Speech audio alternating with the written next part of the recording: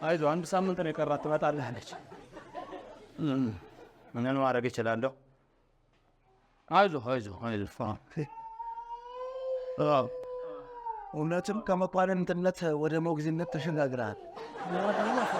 እንዴት አደርክ መኳንንት? እንዲህ በልጅ ታስረህ እግዚአብሔር ያውጣህ የሚለኝ ጥፋ። ሰው ይባኩት ጋሽ ባልቦላ ለሽንት እንኳን ጊዜ የማይሰጥ ከባድ እስር ቤት ውስጥ ነው የገባው። ቆይ ባኔ ቤት ልስ እሷማ ለስልጠና ብላ ክፍለ ሀገር ሄዳለች። ያው ሳምንቷ ነው። ሰራተኛስ ዛሬ ነው ጠላ የወጣችው?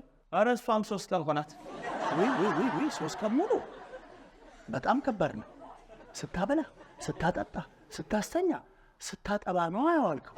ከዚህ ሁሉ በላይ የሚገርመው በ2 ቀን ጨርሼ ለአለቃ የማስረክበው ስራ ቢሮ ቁጭ ብሏል።